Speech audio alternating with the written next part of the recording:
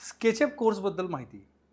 SketchUp course हे user friendly आणि creative software आहे, जे खास करून इंटेरियर व आर्किटेक्चरल डिझाईनसाठी वापरलं जातं.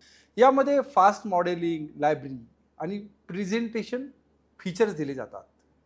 इन्स्टिट्यूटमध्ये स्केचअपसाठी रिअल केस स्टडीवर आधारित ट्रेनिंग दिलं जातं. सर, स्केचअप इतर सॉफ्टवेअरपेक्षा कसा वेगळा आहे? स्केचअप हा खूप युजर फ्रेंडली सॉफ्टवेअर आहे ॲक्च्युली.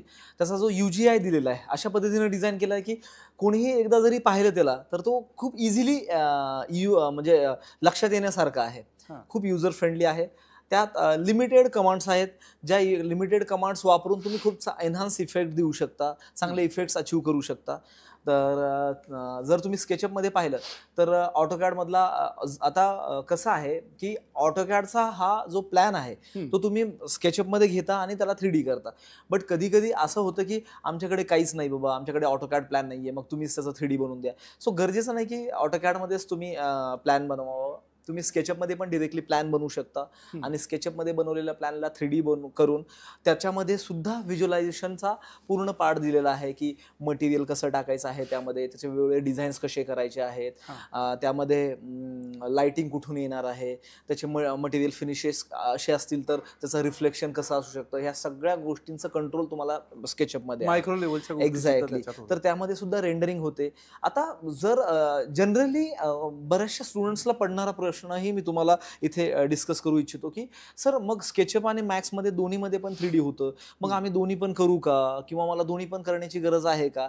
इथे जर तुम्ही पाहिलं तर 3ds मॅक्स आणि स्केचअप हे दोन्ही सुद्धा व्हिज्युअलायझेशनचे सॉफ्टवेअर आहेत.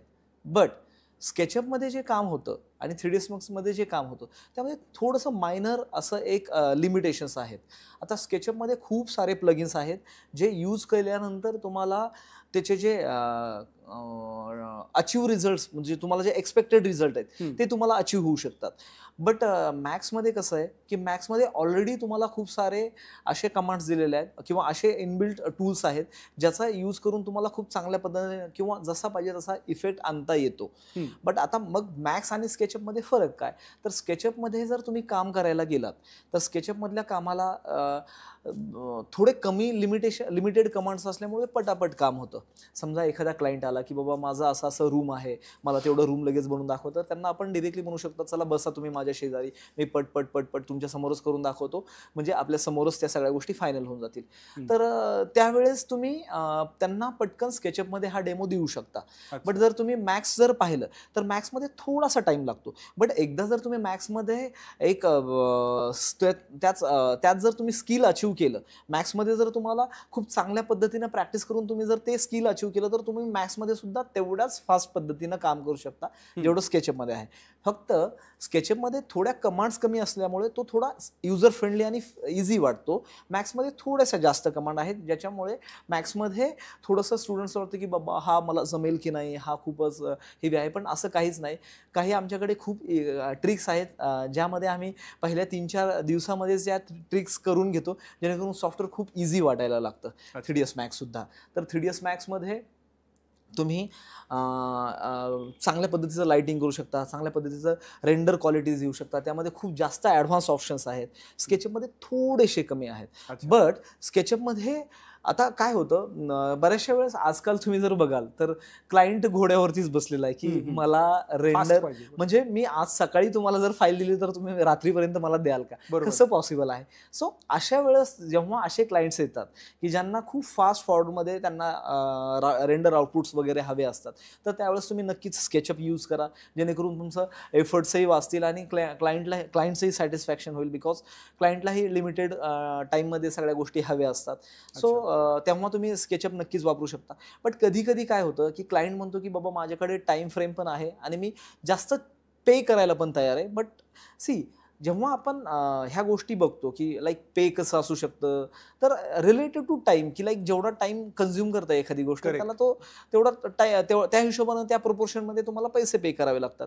जर एखादी गोष्ट खूप कमी वेळात होत असेल तर नक्कीच त्या गोष्टीला डिझायनिंगला थोडं लोक पैसे कमी देतात. पण खूपच डिटेल्ड काम आहे, खूप वेगवेगळ्या प्रकारच्या थीम्स आहेत किंवा वेगवेगळ्या प्रकारचं मोल्डिंग किंवा डिझायनिंग आहे, त्यावेळेस जर तुम्हाला काम करायचं सांगितलं शॉर्ट पिरियडमध्ये, तर तेही तुम्हाला करणं थोडंसं अवघड जातं. बिकॉज तुम्ही जर तिथं पाहिलं तर त्या छोट्या छोट्या गोष्टींना तुम्हाला डिझाईन करण्यासाठी जो वेळ लागणार आहे तो तेवढा लागणारच आहे, मग ते आयदर स्केचअप असो किंवा मॅक्स असो. सो अशा वेळेस तुम्ही जर जास्त टाईम असेल क्लायंटकडे आणि तेव्हा जर तुम्ही मॅक्स जर वापरलं तर डेफिनेटली त्याचा फायदा हा होऊ शकतो की मॅक्समध्ये येणारं जो आउटपुट आहे ते खूपच चांगलं मिळेल, तुम्हाला खूपच चांगलं रिअलिस्टिक मिळेल. असं नाही म्हणत आहे की स्केचअपमध्ये नाही मिळू शकत, बट स्केचअप आणि मॅक्समध्ये जर तो एक हलकासा 19-20चा जो आपण फरक म्हणतो तो हाच आहे की मॅक्सचं थोडं आउटपुट बेस्ट आहे ॲज कम्पेअर स्केचअप. बट स्केचअपचंही आउटपुट जर तुम्ही एक लेवल अचीव केली तर तुम्हाला नक्कीच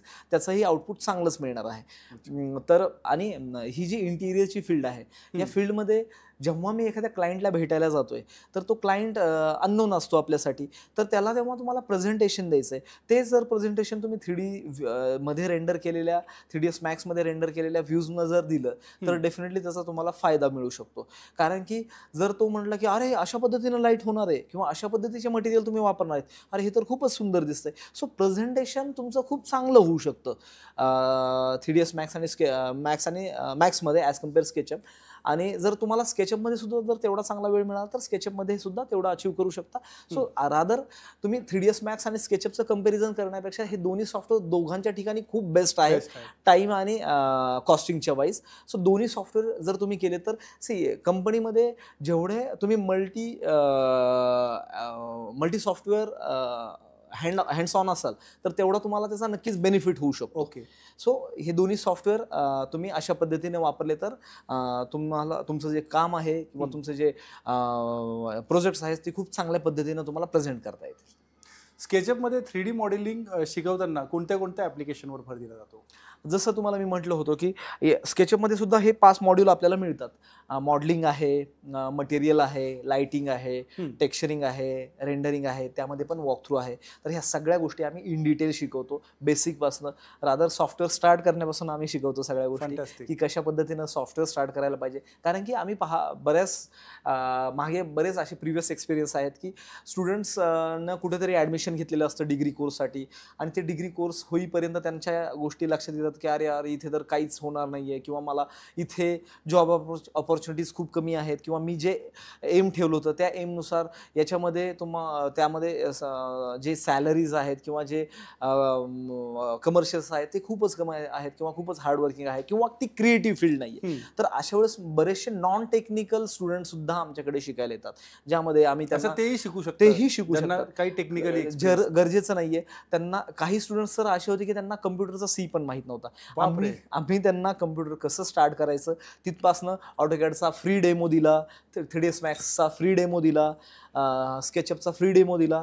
त्या प्रत्येक सॉफ्टवेअरचा इंडिव्हिज्युअली फ्री डेमो दिल्यानंतर त्यांच्या गोष्टी लक्षात आल्या की मलाही कोणते कोणते सॉफ्टवेअर शिकणं गरजेचं आहे. हे सॉफ्टवेअर शिकल्यानंतर ते आज ॲज अ फ्रीलान्सर म्हणून काम करताय आणि खूप चांगल्या पद्धतीची अमाऊंट 1 लाख रुपयापर्यंत ते अमाऊंट घरी बसल्या कमवत आहेत आता. फॅन्टॅस्टिक.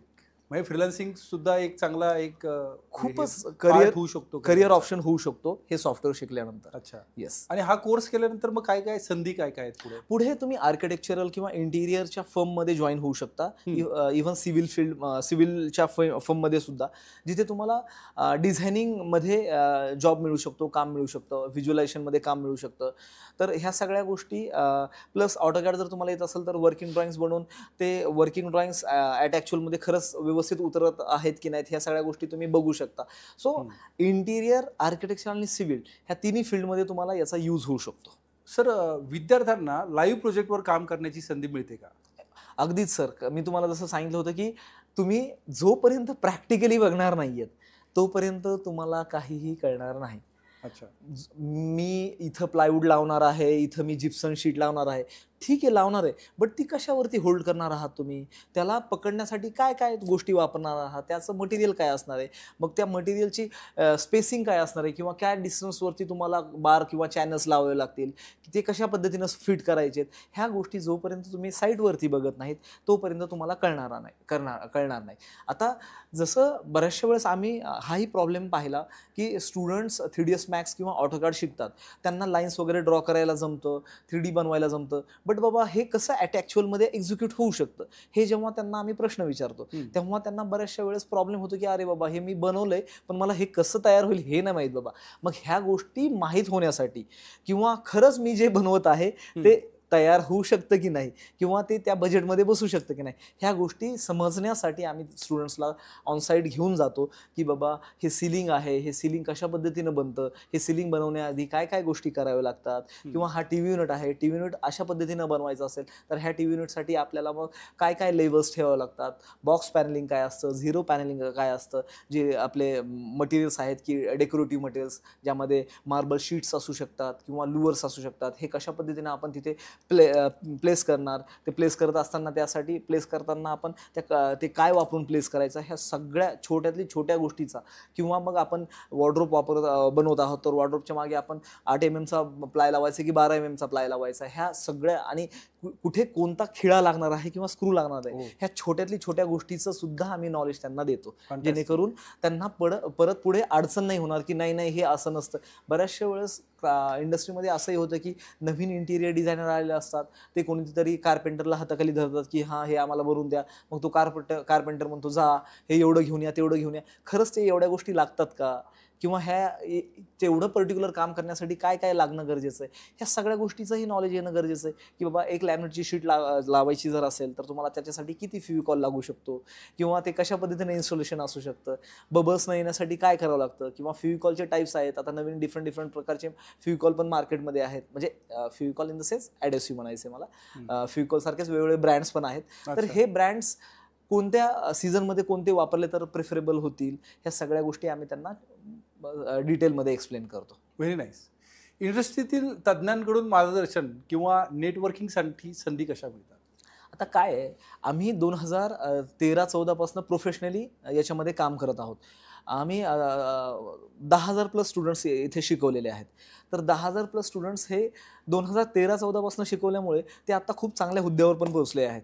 तर आता तुम्ही जर आम्हाला पर्टिक्युलर एखाद्या टॉपिकवरती अपार्ट फ्रॉम अस, मी और सर ऑफिसमधले, त्यांच्या व्यतिरिक्त अजून एखादा इंडस्ट्री स्पेशलिस्ट जर गेस्ट बोलवायचं असेल तर आज आमचे स्टुडंट्सच इतक्या चांगल्या हुद्द्यावर पोहोचले आहेत की त्यांना जर आम्ही म्हटलं की आम्हाला 1 तासाचा किंवा 2 तासाचा तुमचा टाईम हवा आहे, जो तुम्ही आत्तापर्यंत काम करत आहात किंवा आत्ता तुम्ही जे इंडस्ट्रीमध्ये काम करत आहात, ज्यामध्ये नवीन नवीन गोष्टी आल्या आहेत, त्या गोष्टी कशा पद्धतीनं तुम्ही इम्प्लिमेंट करताय किंवा त्याचा काय बेनिफिट आत्ता सध्याला प्रोजेक्ट्समध्ये आपल्याला करता येईल, ह्या सगळ्या गोष्टी आपल्याला त्यांचा अनुभव आमच्या स्टुडंट्ससोबत शेअर करतात, जेणेकरून तो अनुभव आमच्या स्टुडंट्सला खूप चांगल्या पद्धतीने हेल्प करतो की उद्या आपल्याला हे झाल्यानंतर काय शिकणं गरजेचं आहे, जेणेकरून आपली ग्रोथ किंवा आपलं जे व्हॅल्यू आहे ती चांगल्या पद्धतीने राहू शकते. सो जनरली बरेचसे आमचे गेस्ट आहेत जे की खूप चांगल्या हुद्द्यावरती आहेत आणि त्यांना आम्ही बोलवून प्रत्येक वेगवेगळ्या टॉपिकवरती त्यांच्याकडनंही आम्ही मार्गदर्शन घेत असतो. अच्छा, इंटेरियर डिझायनिंग क्षेत्रामध्ये कोणते असे 2 टप्पे महत्त्वाचे आहेत जे खूप महत्त्वाचे आहेत?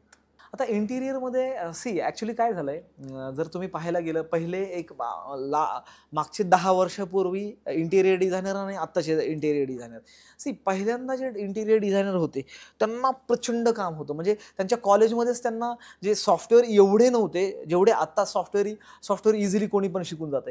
बट पहिल्यांदा काय व्हायचं की स्टुडंट्स शीटवरतीच काम करायचे, ते हार्डवर्किंग, म्हणजे त्यांचा जो एक कोर असायचा, त्यांचा जो बेस असायचा तो आहे ना खूप हार्डवर्किंग होता. बट आता जर तुम्ही पाहिलं तर आता नवीन जे जनरेशन आहे त्यातले काही स्टुडंट्स खूपच ब्रिलियंट आहेत, खूपच स्मार्ट आहेत, बट आत्ताच्या स्टुडंट्सला काम थोडं जरी आलं तरी चालेल, बट मला सॅलरी खूप चांगली हवी असं झालेलं आहे. सो इथे मी नक्कीच सांगू इच्छितो स्टुडंट्सला की तुम्ही ना आधी स्किलफुल व्हा, नॉलेजेबल व्हा, तुम्ही केपेबल व्हा, तुम्ही वेगवेगळ्या म्हणजे मटेरियल सर्वे, मार्केट सर्वे करा, मटेरियल विषयी माहिती घ्या, जर एखादा क्लायंट असेल आणि त्या क्लायंटचं मला काम करायचं असेल तर तो क्लायंट मला म्हणतो की सर माझं हे बजेट आहे आणि साधारण मला ह्या गोष्टी करायच्यात. मग त्या गोष्टी जर त्या बजेटमध्ये होत नसतील किंवा त्या गोष्टी त्या बजेटमध्ये बसवायच्या असतील तर आपण त्यांना सांगू शकतो की तुम्ही याऐवजी हे मटेरियल वापरलं तर ह्या गोष्टी चांगल्या पण दिसतील आणि तुमच्या बजेटमध्ये पण येतील. म्हणजेच काय, तुमच्याकडे ते नॉलेज असणं गरजेचं आहे की तुम्ही एका गोष्टीसाठी 2, 3, 4 ऑप्शन्स त्यांना देऊ शकता. करेक्ट. सो नॉलेजेबल होणं गरजेचं आहे. तुम्ही त्या फील्डमध्ये या, तुम्ही फील्डमध्ये आल्यानंतर वेगवेगळ्या मटेरियल्सची माहिती घ्या. मटेरियल्सची माहिती घेतल्यानंतर तुम्हाला त्या गोष्टी कशा पद्धतीनं इन्स्टॉल करायच्या असतात किंवा यूज करायच्या असतात ह्या सगळ्या गोष्टींची नॉलेज घ्या, जेणेकरून तुम्हाला तुमच्या क्लायंटला एकाऐवजी 3 ते 4 ऑप्शन्स देता आले पाहिजे.